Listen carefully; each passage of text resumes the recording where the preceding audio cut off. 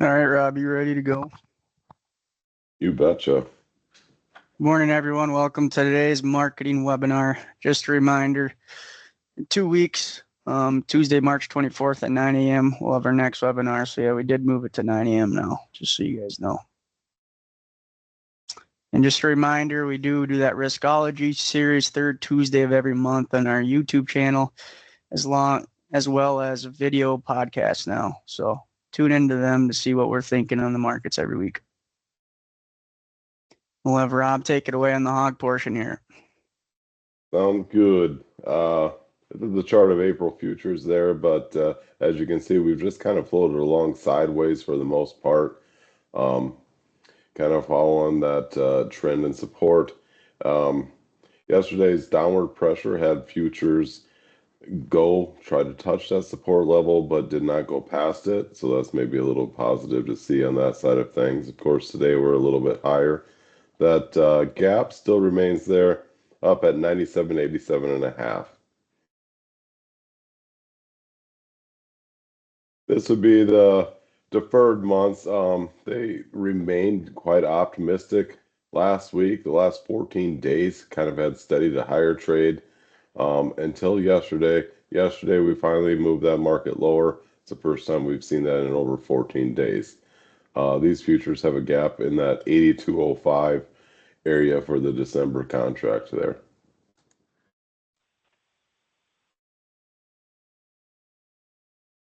Hog harvest last week came in at 2497. It's about 3.8% higher than a year ago. Um, Prior to this, though, harvest had been kind of following last year's level, a little bit higher. So last week, of course, we seen the highest slaughter above last year for a bit. Hog carcass weights too remain elevated above prior year there, about 1.18 pounds, I want to say, above last year. So additional weight on all these critters continues. And then if you go to the next slide there, the higher weights along with that high slaughter, of course, gave us quite a bit of pork supply there. Um, we see pork production ahead of the last several years there as well. However, considering we have all this extra pork on the market, so to speak, really cut out last week, had a pretty decent week and kind of held in there. We see total carcass there increased about 50 cents. Of course, we got a lot of that gain coming from the belly side of things and a little bit on the picnic side of things. Some of the other cuts didn't fare quite as well, but seeing that pork cutout, move sideways to even a little bit friendly, considering the additional pork on the market, it is definitely a positive in our mind. And this just kind of shows the overall trend of the carcass cutout there. Definitely not an exciting time of the year, but we are trending higher. And just yesterday, we trended quite a bit higher, pushing that value above last year's price for sure. And going forward, you can see cutout kind of fall off a little bit here, as we make our way into, getting some of that springtime demand. But so far, cutout has been very positive and moving in that right direction. Yesterday we had a nice cutout. Cutout was up 305 yesterday. And I guess for me, the greatest thing kind of to see on this thing is that it came from absolutely every single cut. It wasn't all just the bellies or it wasn't all the hams, but every cut posted a little bit of a positive gain and had a kind of a positive tone.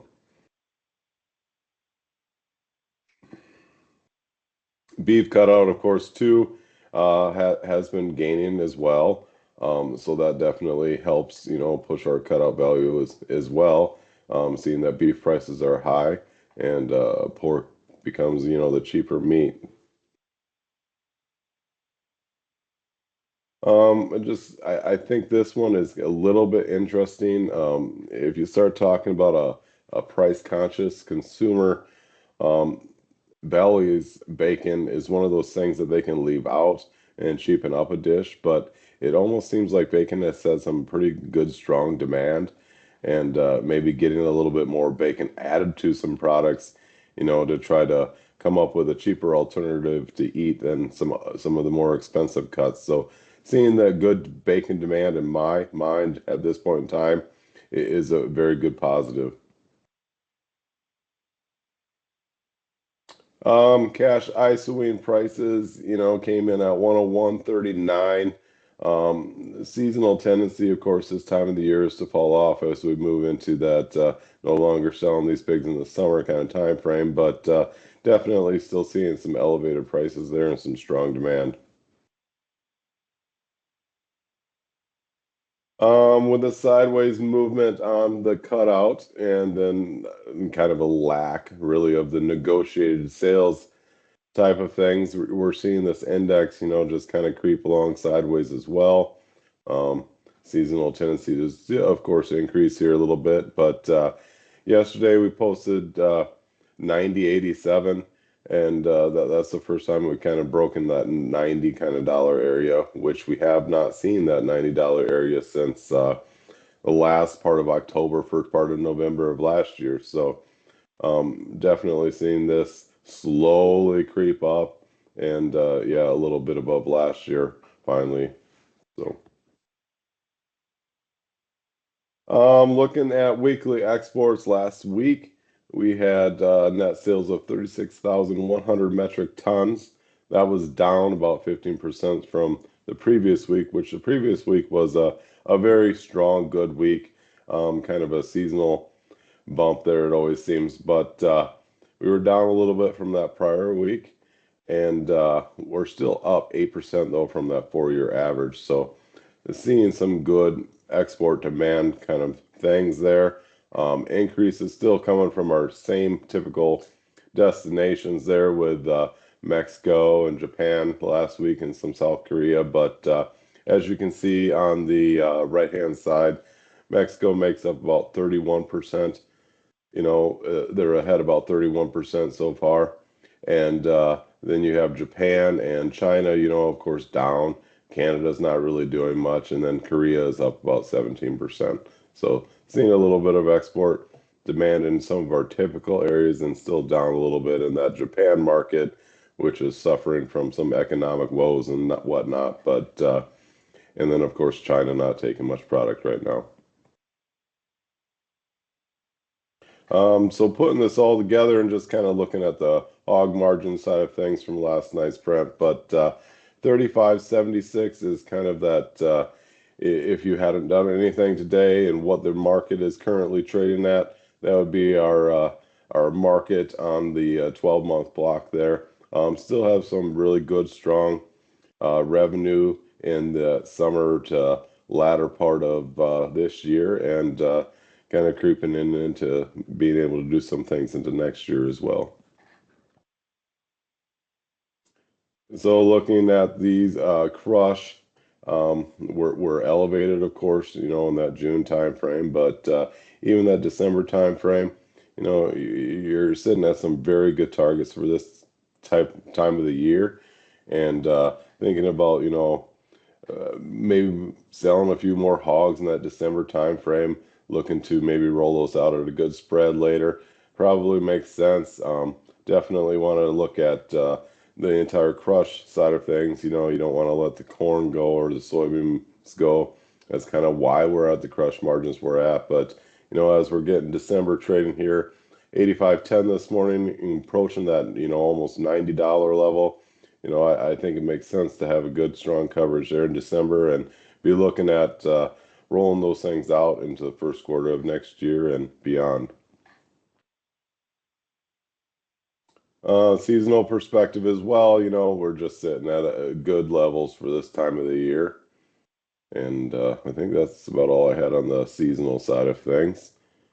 The dollar has had some tremendous strength here. Of course, this all has to do with the wonderful Middle East conflict that we'll be talking about here more. But the dollar has become more of a safe haven for a lot of countries. There's some currency, right away they shift that safe haven target to our dollar.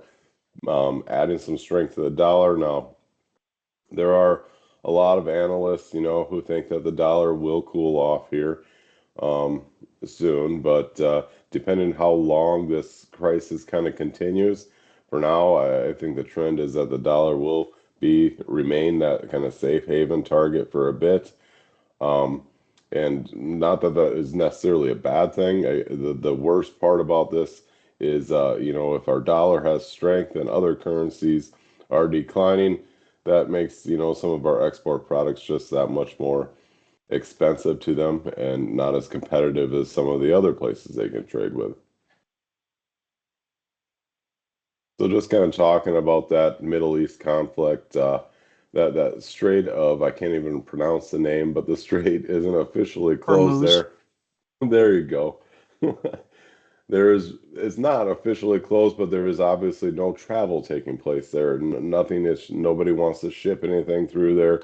Nobody dares really take a chance at it. So it's virtually closed, right? But I guess some interesting parts about that and how it could potentially affect, well, it affects a lot of things, fertilizer, corn, all that sort of stuff, but it can also affect our meat market to some degree too. I did not realize this, but about 30 to 40% of Brazilian meat flows through this strait, and then they reload the product on another boat and basically bring it to China. Um, so that's going to disrupt that Brazilian flow greatly if they are not able to use that strait. Um, the other part of it is that Middle East region accounts for approximately 9% of global meat and poultry. So, that also affects that marketplace. So far, we've seen bids for China for Brazilian beef have pushed higher simply because of this freight issue and freight being more expensive and not being able to move the product.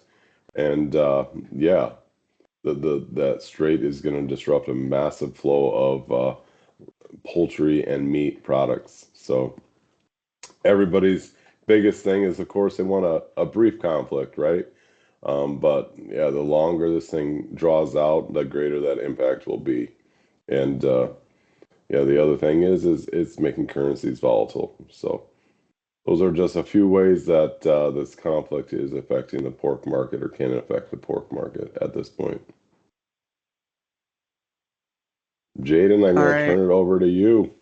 So we'll jump into some grain fundamentals, what we've been seeing lately, and then at the end here we'll talk about the conflict in the Middle East and kind of how it's been impacting the grain markets. But to start here, we're just going to talk a little bit about ethanol.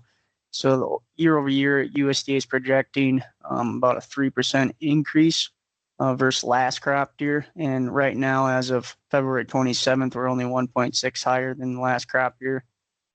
So maybe we're a percent and a half.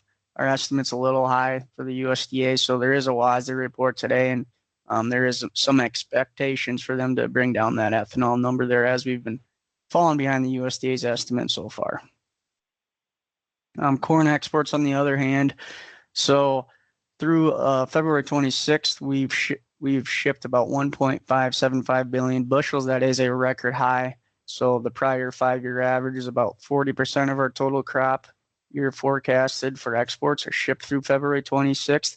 And this year we're about almost at 50% of that. So 10% above the 5-year average. And that's still with no sales or confirmed sales or shipments to China. And normally we ship them around 363 million bushels over the last 5 years. I'm looking at soybean exports, kind of a different story there. Nothing's really changed.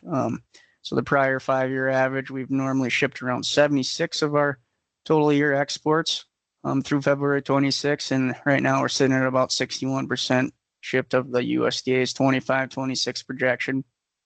So it'll be interesting to see if the USDA wants to bring down that number as we are falling behind the USDA's estimate. But I think in the back of the USDA's mind, we do meet with President Trump here at the end of the month, and I would guess they're going to keep that number the same in case Trump is able to hash out a trade deal of some sort, including soybeans in it. Soybean crush has been fantastic. So last week the crush margin is about 243 a bushel. So with the rally in meal, rally in soy oil, that crush margin has really increased over the last month or so. Soybean meal exports, I should say, those have been fantastic as well. As we're putting more meal in the market. We probably don't need as much, so we're starting to ship more out than usual. So USDA is projecting about a 5% increase versus exports versus last year. And right now we're about 18% above last year. And you can see here the destinations that are picking up some slack compared to the 5-year average. But as you can see there, we're seeing some great demand for soybean meal.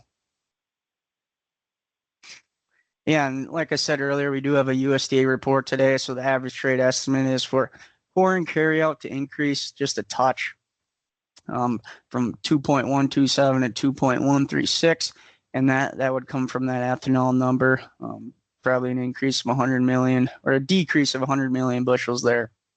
On soybeans, the trade estimate's kind of for ending stocks to shrink just a tad. What I'm kind of seeing there is crush has been fantastic, so seeing great soybean crush demand. So might see a bump up in that number. But normally this March report is pretty boring. Mostly eyes will be looking at the Argentina corn and Brazil corn and soybean crop estimates. And the estimates there is for Brazil's soybeans to decrease a little bit there, but normally pretty boring report. And with all the outside noise going on from the Middle East, the trade might not look into this report that greatly. So, yeah, just to start on the whole Iran conflict. So, Trump did come out Sunday night. We did get up to $120 on the crude oil futures there in April, and President Trump said oil prices will drop rapidly when the Iran nuclear threat is over. It seems like he is trying to basically fix these markets by putting out tweets and having press conferences to tell everyone to calm down. That Trump, this administration doesn't like expensive oil. They want cheap gas. They want cheap everything. So inflation's down, and they're not getting that right now. So Trump has been out there saying, basically, everyone calm down. This is just a short-term thing. Oil should go down here. And last night he did have a press conference, kind of talking about what his plan is going forward and what's going on out there in the Middle East. And he did come out and say we are close to finishing. And a reporter did ask, well, will it be done this week? And he said no to that. So Trump does think it's going to be done soon, but he might just be saying that to calm the market down. But he wants to keep the Strait of Hormuz open, which is pretty important, as 20% of the global's oil passes through there. And just kind of how it's impacted the market. So, like I said, the closure of the Strait of Hormuz affects about 20% of the world's oil and gas supply.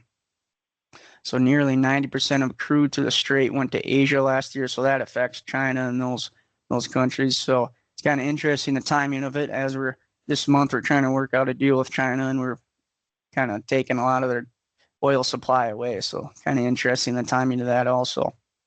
And also this region is a major producer of fertilizer. So we have seen fertilizer prices skyrocket here, as that region is responsible for exporting a lot of the fertilizer needs we have.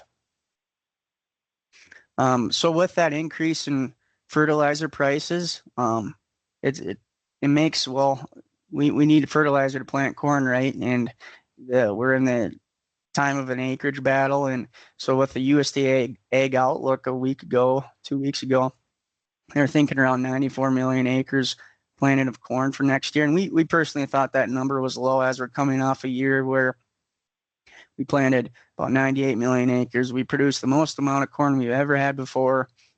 Producers, they just have that confidence. And I can create 200 bushel corn pretty easily, where 60 bushel beans is pretty hard. So with this increase in fertilizer prices, maybe this 94 number does seem more appropriate heading into the future here, but it'll be interesting to see if we can get that fertilizer price under control, and whether these last 1 to 2 million acres if they'll swing towards bean or corn acres.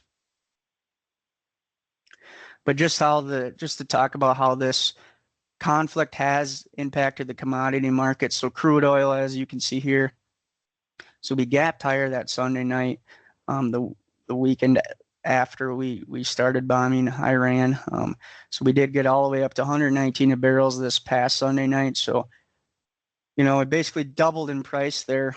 So pretty in dramatic fashion. And we haven't been at these levels since the Russia-Ukraine war. So during war times, especially in these countries that have a great amount of oil supply and are really responsible for exporting a lot of oil, people tend to flood towards the crude oil market to hedge against inflation and kind of risk off in the stock market and tend to normally buy crude oil. So yesterday we had about a $30 trading range on the crude oil. That's the largest ever. So nonetheless, we've had major volatility throughout this conflict. And how it's kind of impacted the grain markets here. So December 26, new crop corn got up to almost just short of $5, $4.98 Sunday night when crude oil was up around $20. So this has supported the grain markets, and it's just money coming in, buying something cheap, buying the grain market to help hedge their inflation pressures with the higher crude oil prices and higher gasoline prices. And soybeans as well. So since our January 12th WASDE report, we've had over $1 rally on new crop soybeans. So we did reach up to 11.70 last night on the new crop beans. So seen some major money come into this market as well, as along with the corn market. We've also seen some volatility in the equity markets. We've had some pretty big trading ranges. So this is a chart of the S&P 500 March. So last night we did dip to low to some levels that we haven't traded since November. So money is coming out of that stock market and going into more commodities to, like I said earlier, to hedge their inflation pressure with this higher crude oil market. This is the Commitment of Traders report last week. So as of Tuesday, March 3rd, we had about a 52,000 long managed money position on the corn market and about 198,000 long on the soybeans. So I think this is a really important thing to look at. So soybeans, we do hold a pretty large long position, as the record is around 250,000. So we're just short of a record there. Where corn, they have a lot of room to grow here. Where we're only 52,000. Yes, that's probably increased since Tuesday, but a record's 429 there. So if the funds really want to dive into this corn market, as it is cheap, yes, nothing fundamentally has changed. We still have 2 billion bushels to carry out. So there's really no reason for corn price to be up here. But I think this is just interesting to look at, as the funds probably could really pile into this corn market and push it a lot higher. U.S. weather, just show that quick. This has been getting some discussion here as we are dry out east here in Illinois and Indiana. It'll be something to monitor here in the next couple months here as we start to get into the growing season. But we kind of had that same deal last winter but we got an inch of rain every week in the summer, so that really didn't materialize anything. But I think it's something important to watch going forward if we do end up getting rain in these key growing regions. Lastly here, just looking at Brazil progress there. So soybean harvest, they're about 48% harvested compared to the 5-year average of 54%. So running a little behind normal pace. And then corn harvest progress, the first corn crop, they're about 41% harvested compared to the 5-year average of 43%. So running a little behind pace, but we do got to keep in mind they are producing more corn and soybeans more and more every year. So there's just more to harvest there. So I don't think there's anything real alarming there looking at the Brazil situation. That's kind of all we had today. You got anything else to add, Rob? No, I'd just like you to say that straight name one more time. Strait of Hormuz. Wow. So yeah, our next webinar will be Tuesday, March 24th at 9 a.m. If you guys got any questions, please let us know. Thanks for joining today. Thanks, guys.